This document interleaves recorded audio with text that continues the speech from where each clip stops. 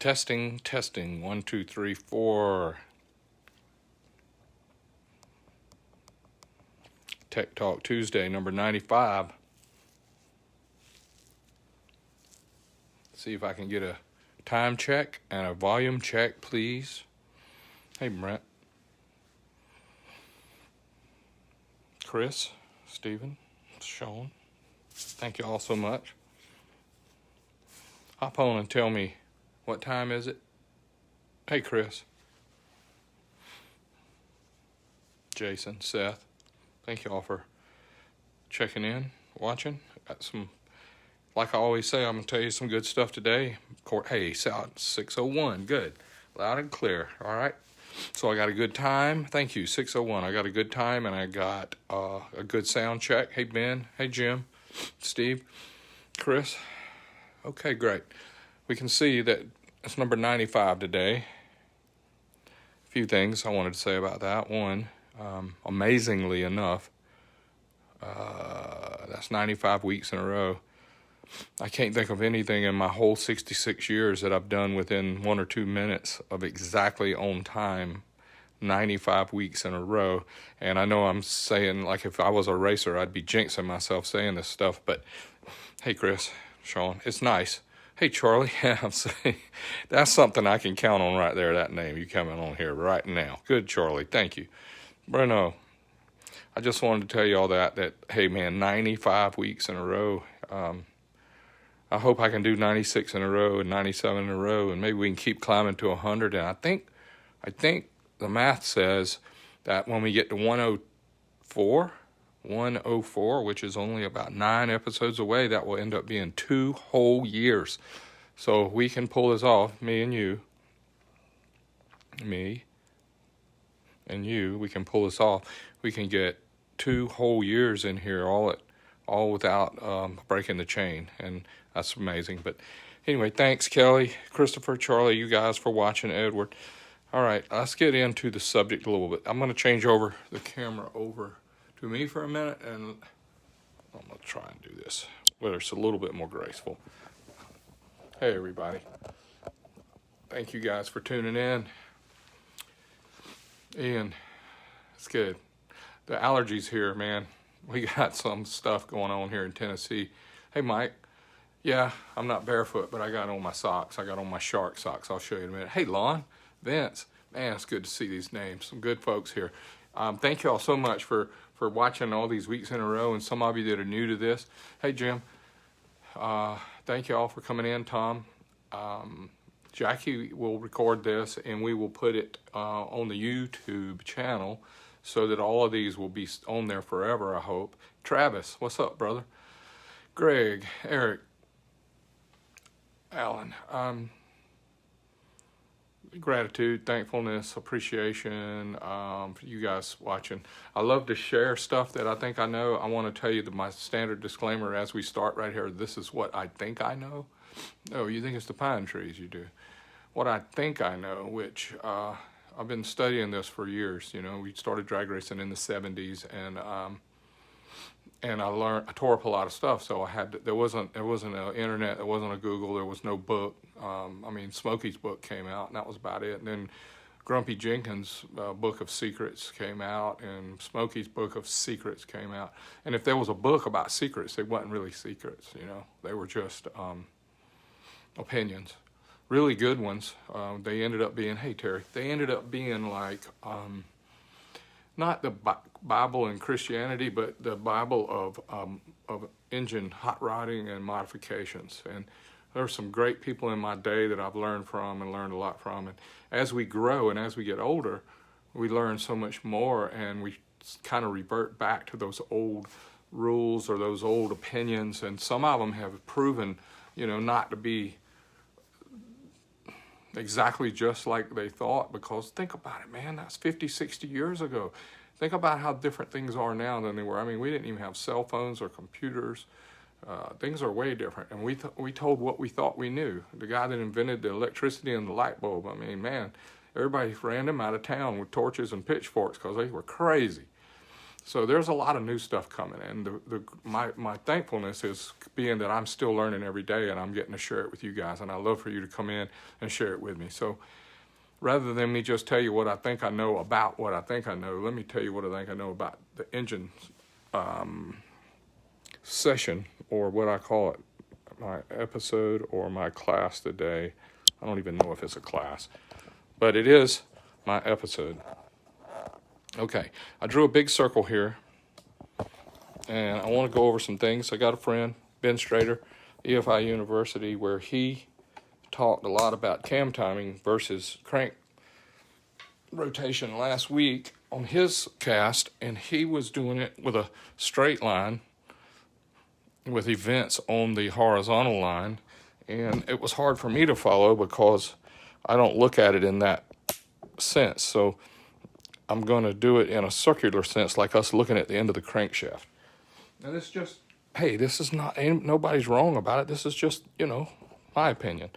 And it gives me a better view, and I wanted to share my thoughts with you so that you might can see it even better. Because when a guy explains something to you and he's really smart, sometimes it's really hard for the professor or a scientist to dumb it down for me or for you or for somebody that doesn't know what they're talking about. So we have to find some simple, not simple, like a simple person, but a little bit easier to understand, because I don't have any kind of degrees or any kind of certificates or diplomas or anything really to brag on. I started racing when I was really young, and I tore up a lot of stuff, and I started learning how to go faster and tear up less stuff. So anyway, so when we have 4 strokes, okay, let's start at top dead center on the intake stroke.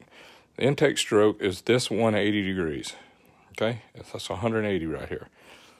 All right, as soon as we're finished with the intake stroke, then we do another 180 degrees of compression stroke. That's another 180 degrees. I hope y'all can see this okay.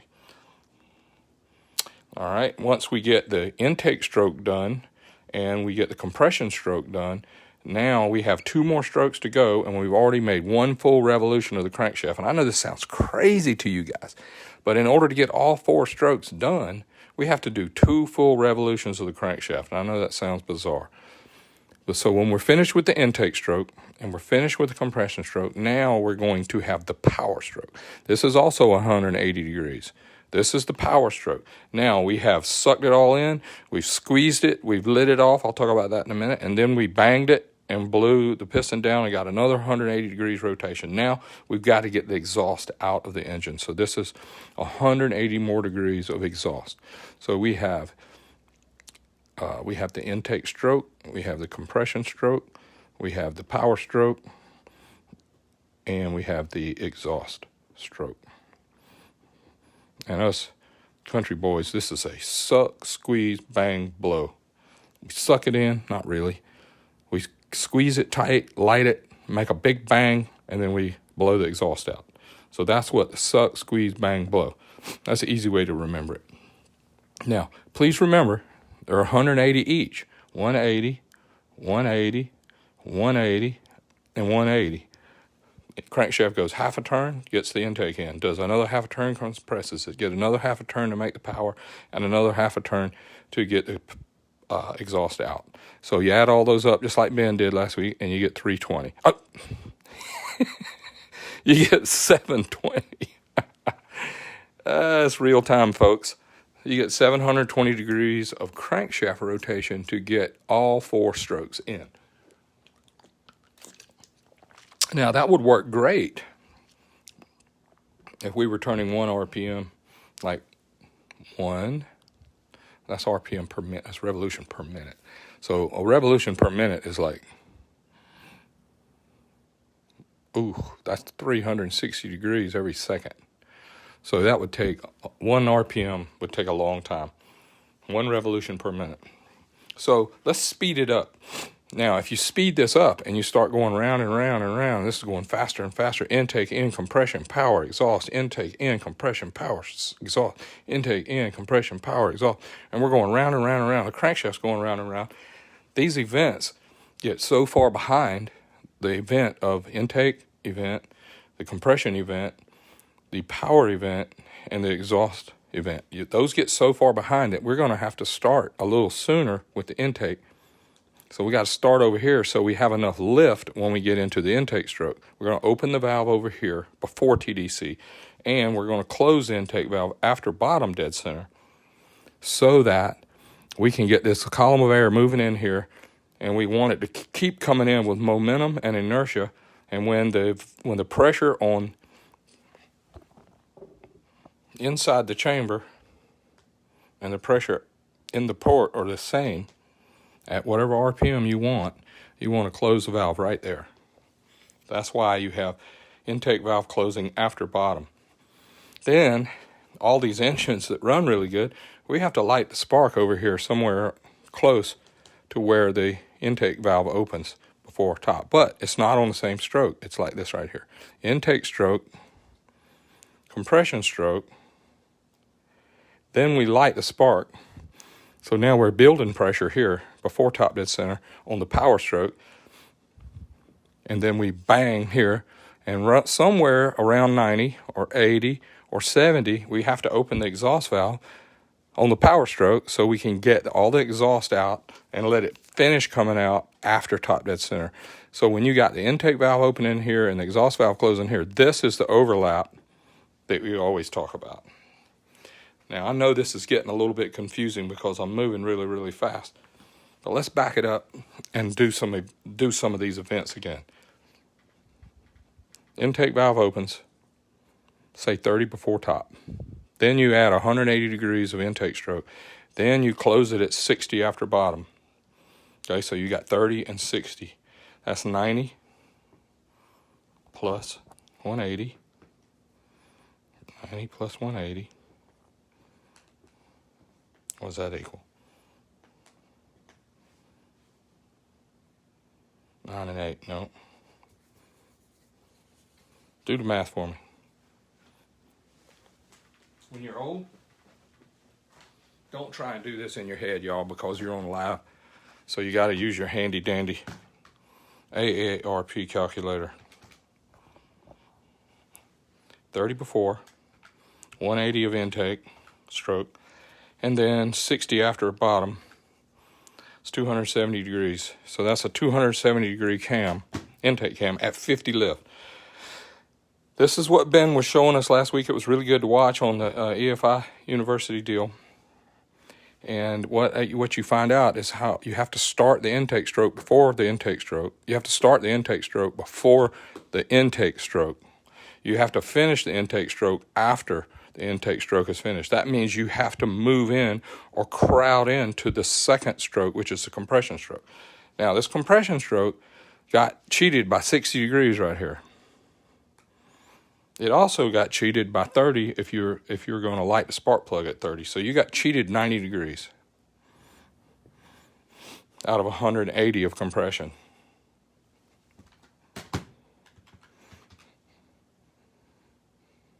You lit it 30 early. Let me try and get this in the picture. You lit the spark plug 30 during the compression stroke before top dead center. Plus,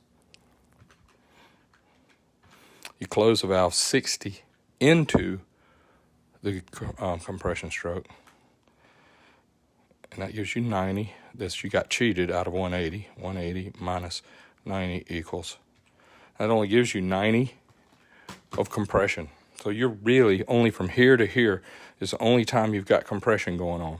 So this stroke here, this intake stroke is 270 degrees. The compression stroke is only 90 degrees. And the power stroke is only going to be from top dead center till the exhaust valve opens. And if the exhaust valve opens at 90, that means you only have 90 to make power. And we thought back in the day that the intake was 180 degrees. We thought the compression stroke was 180 degrees. And we thought the power stroke was 180 degrees. And we thought the exhaust stroke was 180 degrees. But in reality, we pull it in for 270 to get the engine as full as we can at the RPM we want to run it. We compress it only 90 degrees, and then we only make power 90 degrees. And then the exhaust, if we add it up right, the exhaust should be all of these things added together. 270 plus 90 plus 90 equals 450. Let me write down 450. 720 minus 450 equals 270 degrees exhaust. And why do we still have 270 degrees exhaust? Well, we opened it at 90 before. The phone's wiggling. We opened it at 90 before bottom or 90 after top. Then we put another 180 in it, and then we close it 30 after top. So we do the math again.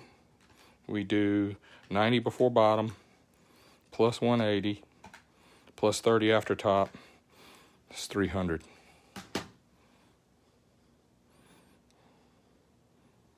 30, 90, 180. Yep. It's easy to make a boo-boo when you're doing it live. We're gonna open at 90 before the bottom. We're gonna do 180 of exhaust stroke, and then we're gonna close at 30 after top. It's 300 degrees. So let's add all these up again.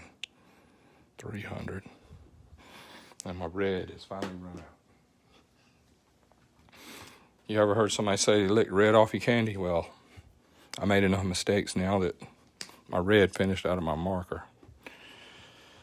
300 exhaust, 270 intake, 90 of compression, and 90 of power equals 750.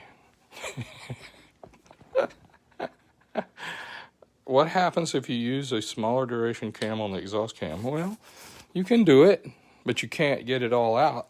That's what's wrong with it, is you want to get it all out, and you have to open it early enough to get it all out. Oh, I see what you're thinking. You're thinking that why would we open at 90 after? We should take advantage of these. I got to go back and figure out what I did wrong there. But what you're thinking is why would we open it at 90 after top on the power stroke? Well, that's a great question. I don't think that's what you really asked, but that's really what we're looking for. So 90 after top is a good time to open the exhaust valve for a couple reasons. One is the work is done when this piston's going down. In other words, you want a lot of power here.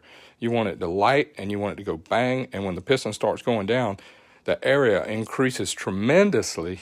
And when the area increases tremendously, the exhaust pressure goes down. So the combustion pressure diminishes fast. It starts going down as fast as the piston does. So when the the combustion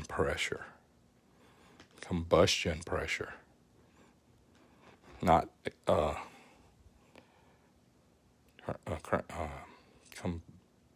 it's combustion pressure. When the engine's making power stroke, the pressure in the combustion making the power starts falling fast as the piston drops away from TDC. So if you wait until 80 after, let's say 100 after top, or you wait 110 after top, and you start opening it, like, say instead of 90 before bottom, you open 80 or 70 before bottom, now you're going to have a cylinder full of residue when you get back to the top, and you're going to have to close the valve so late that you're getting all into the intake stroke.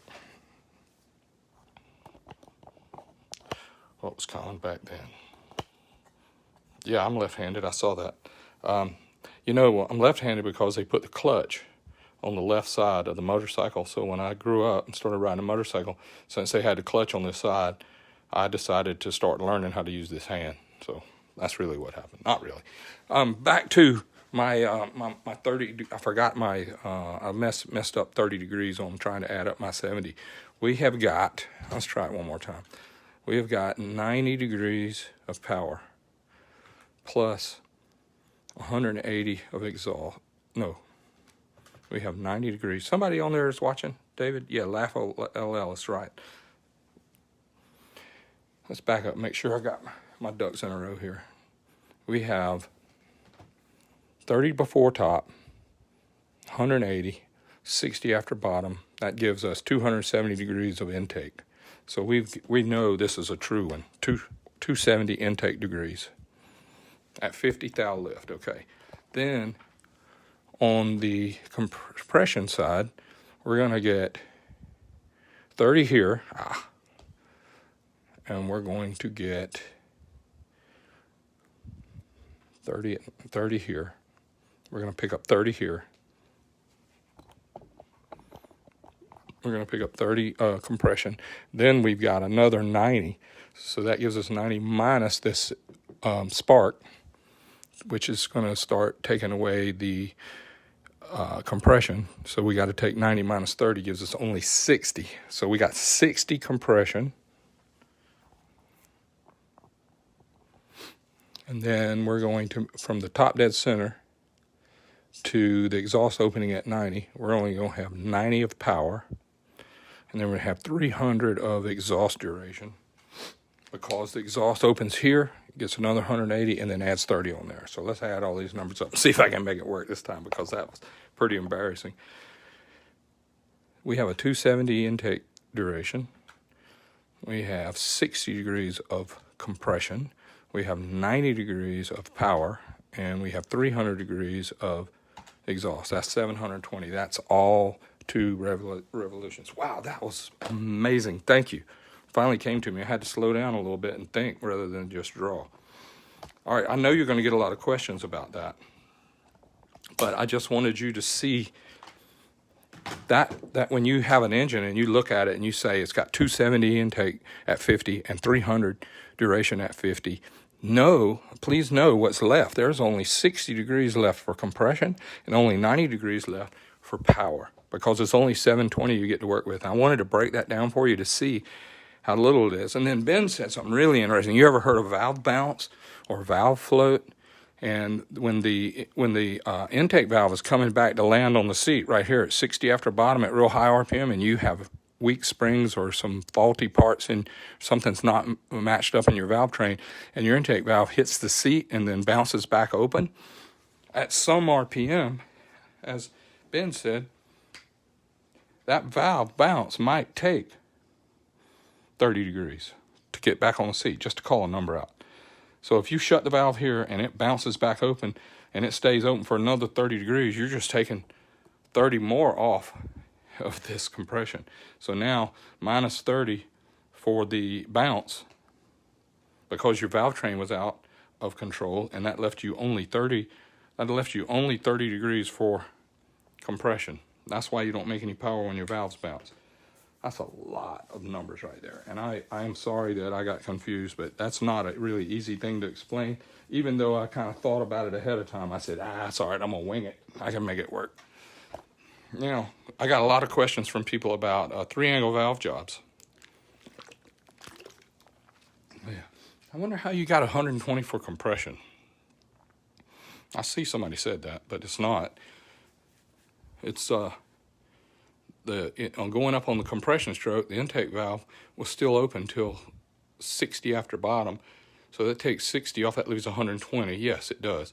Then you spark plug lights right in the middle of that, say 30 degrees before top. So you have to take 30 off, because while you're doing compression and you light the spark plug in the compressing mixture, it starts building pressure to fight the piston coming on the compression stroke. So that leaves only 90. And if you bounce the intake valve on the closing, that's going to knock another 30 to 50 off, and you're going to end up with hardly any compression, and the engine runs flat like it's missing a cylinder. And if you're floating all 8 cylinders, all 4, or all 1 cylinder, the floating the valves for a couple of RPM, not a couple of RPM, because when you're turning 10,000 RPM and your piston's going up and down 100 something times a second, the intake valve is opening and closing 60 something times a second. And that's really hard to fathom. But if you're bouncing at after close 60 times a second, you're not going to be building much power. All right, back to the valve job before I run out of time here. A 3-angle valve job, we read about them in Smokey Unick's book and Bill Jenkins' book. A 3-angle valve job is not on the valve. This valve has 3 angles. This valve has a 45, a 37, and maybe a 20, and the back angle on this valve might be, say, 15 or 16. You can see this angle shaped kind of like this valve in the picture that I drew. So when you see a drawing or a print of a valve, notice that this is the stem diameter, this is the back angle, like I drew here, I drew 3 angles. I drew the 45-degree valve seat angle where it touches the head, 30-degree back angle so that you can get some flow around the valve, and then a 14-degree that is in between the back cut and this radius. There's a straight angle right here on these valves. Now, I drew this radius entry right here, and I want to explain this to you, what a radius entry is. This is a really simplified view of an intake port. We could take this valve and turn it around. Let me try and get this angle right on this picture. There we go. Take this valve and set it on this port like this. And you would see, you could put a 45-degree here and a 45-degree here. And you come in here and you set this valve. I'm sorry for shaking.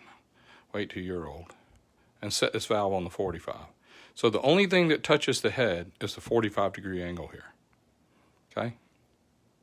Now, a 3-angle valve job means you got this 45, you got this top cut, and you got this bottom cut. So that's 3 angles. You got the one that touches the valve, you got the one above the valve contact angle, and you got the one below the valve contact angle. That is a 3-angle valve job. So it looks kind of like this. A 45, say a 30, and say a 60. That's a really nice 3-angle valve job. In our world in racing, that wasn't ever really good enough for us because we wanted to flow more than that. So what we did was we built a multi-angle or a radius where you put like a 45 and say a 30 and a 20 and a 55 and a 65 and an 82 and a 90. And when you put all these angles in,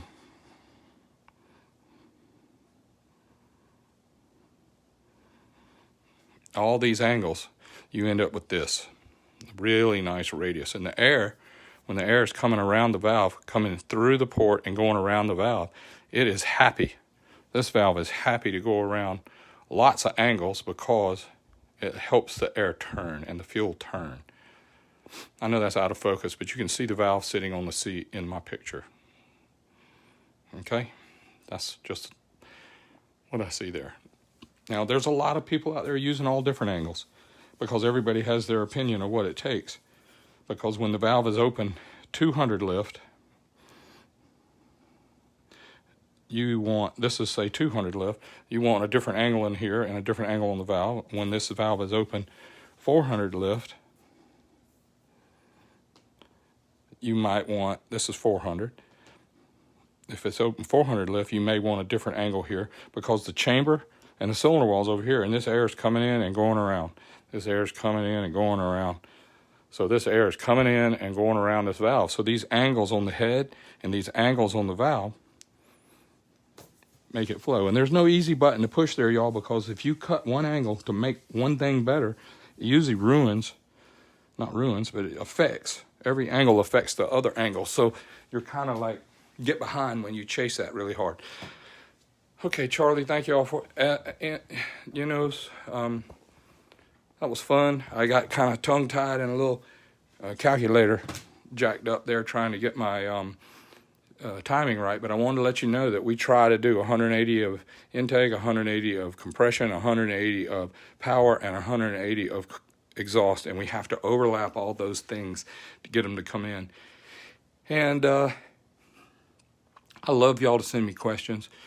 I answer emails, George@starracing.com, George@starracing.com. I also answer my messenger when you go to my George Bryce Facebook page or my messenger. And thank you all so much for watching. Thank you all for paying attention for 95 episodes in a row. Next week will be 96. I'm looking forward, as they say, if Lord willing and the creek don't rise, we'll be able to do another one. And maybe I'll be a little bit better for, shark socks. Yep. And I have my Star Racing Rider Challenge on. Are there any innovations in seat angle? Yeah. We've got angles on the valves now that are like 45s and 55s and 65s. I mean, they make some of the valves go in and out of a port and it looks kind of like a cork in a wine bottle. So a lot of stuff going on there, but that's another day, another story. Thank y'all so much for checking in. May God bless y'all, and please look after each other. Remember, we all are brothers in racing and performance and how to make more horsepower, and we're made in God's image, the way he meant for us to be. God bless y'all. Amen.